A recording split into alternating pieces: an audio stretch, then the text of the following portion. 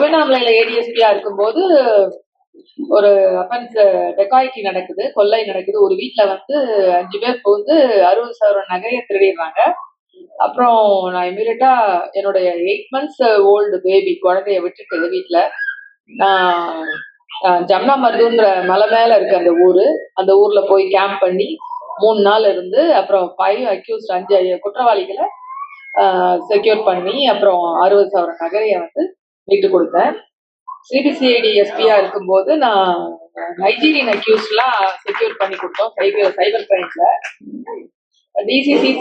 சிசிபியா இருக்கும் போதும் ஒரு 1375 குற்றவாளிகள் அரெஸ்ட் பண்ணோம்.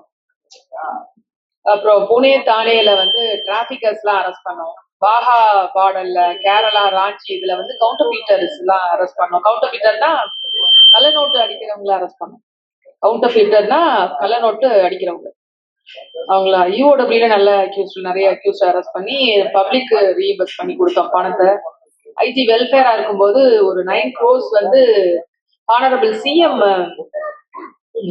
நிதியில இருந்து ஒரு 9 crores வாங்கி கோவிட்ல இறந்த போலீஸ்மேனுக்கு எல்லாம் நாங்க ப்ரொபோசல் எழுதி கொடுத்தோம்.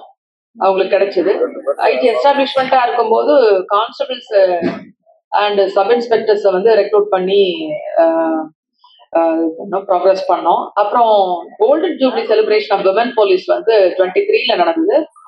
அதுல வந்து ஹானரபிள் சிஎம் வந்து 9 ப்ரொபோசல்ஸ் நவரத்னா ப்ரொபோசல்ஸ் வந்து எழுதுறதுக்கு நான் எழுதி இனிஷியேட்டிவ் எடுத்து அதுக்கப்புறம் அதை ஆர்டரா வாங்கி அது எல்லாருக்கும் பெண் போலீஸ்க்கு மிகவும் உதவியா இருந்தது.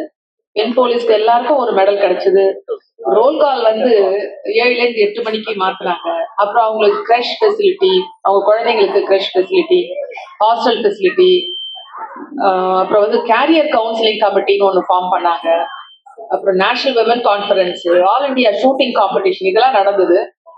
அதனால 22, 23ல வருஷம் அதுல வந்து மொத்தம் 39 ஆலுமன் போலீஸ் ஸ்டேஷன்ஸ் உருவாக்குனாங்க.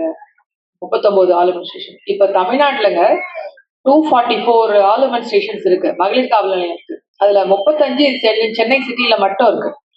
சென்னை சிட்டில வந்து பெண்களுக்கு எதிரான குற்றங்களை தடுக்கிறதுக்கு ஒரு கமிஷனர் தலைமையில ஒரு விங் இருக்கு, ஒரு யூனிட் ஃபங்க்ஷன் ஆகுது.